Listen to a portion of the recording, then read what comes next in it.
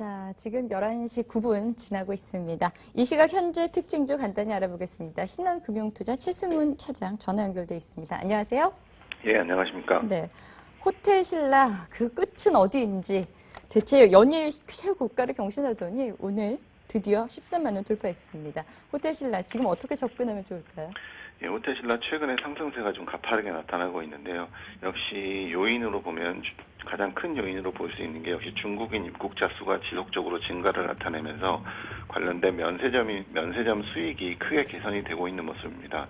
또 향후에도 9월에 제주 시내 면세점이 확장 오픈할 예정이고 또 10월에는 싱가포르 창의공항이 오픈할 예정입니다.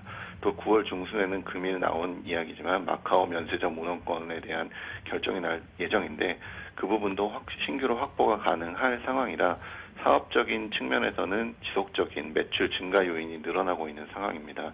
따라서 이러한 사업 확장성을 감안할 때 2016년까지 매출액이 20% 이상 가파르게 성장할 것으로 예상이 되기 때문에 현재 주가가 다소 현재 실적 대비해서는 부담스러운 수준으로 판단은 하고 있지만 향후 성장 모멘텀 감안 시에는 추가적인 상승이 현재 시점에서도 가능하다고 일단 판단이 되고 있습니다.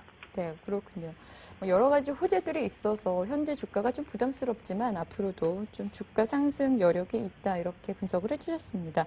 롯데제과 장중 220만 원 돌파하면서 연중 최고가 신고가 경신했네요.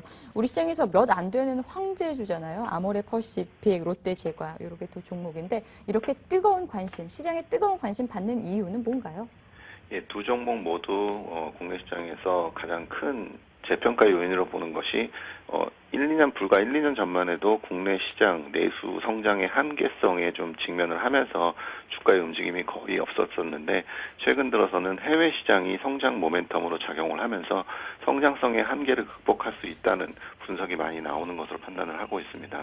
또한 롯데제과 같은 경우는 최근 지배구조 개편 움직임이 나타나고 있고 또 아모레퍼시픽 같은 경우는 중국 시장에서의 성공이 가능하다는 판단이 나오면서 이 부분이 성장 모멘텀으로 작용을 하고 있습니다.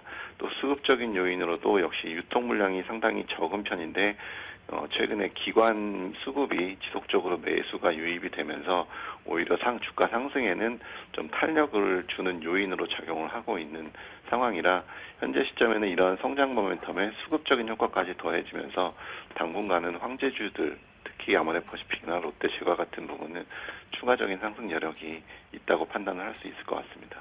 네. 네, 네이버로 한번 넘어가 볼게요. 최근 미국의 기술주와 함께 이렇게 좀 주가가 함께 갔었는데 오늘 라인의 가치 재부각이 되면서 80만 원 돌파했거든요. 지금 보유하고 있는 분들은 어떤 투자 전략을 가지고 가야 되고 또 아직 보유하지 않으신 분들은 또 어떻게 투자 전략을 세워야 될까요? 네이버 같은 경우는 한 2, 3개월 전에 라인의 상장 이야기가 나오면서 주가가 큰 폭으로 상장을 했다가 최근에 80만 원대에서 움직임을 가속을 하고 있는데 라인 같은 경우는 가입자 수가 꾸준히 증가를 하고 있고 또한 여기에 따른 매출액 증가율도 꾸준히 나타나고 있습니다. 또한 라인을 필두로 해서 모바일 게임이나 광고 매출의 증가세도 향후에도 꾸준히 나타날 수 있을 것이라는 분석이 나오면서 다시 한번 라인에 관심을 가져야 된다는 증권사 분석이 최근에 많이 나오고 있는데요.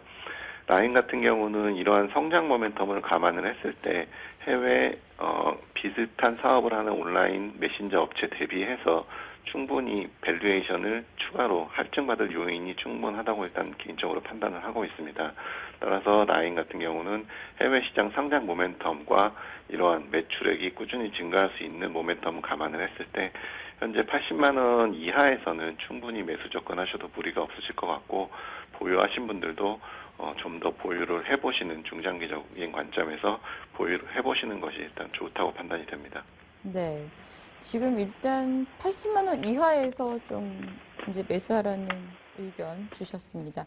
최근 중국 회복세가 좀 감지가 되는 모습입니다. 관련주 중국 관련주에 대해서도 관심이 뜨거워지고 있는데요. 관련주 어떤 쪽에 좀 주목하면 좋을까요?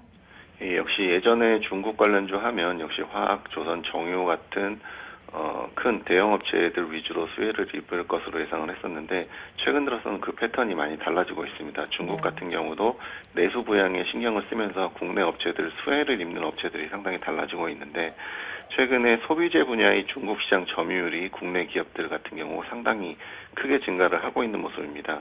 또 아까 말씀드렸다시피 중국인 입국자 수가 증가를 하고 있고 그에 따른 소비 패턴이 국내에서 많이 이루어지게 되면서 중국 시장에서 인기가 높은 소비재 상품들, 특히 화장품이나 밥솥 같은 부분이 가장 큰 수혜를 입을 것으로 일단 예상을 하고 있습니다.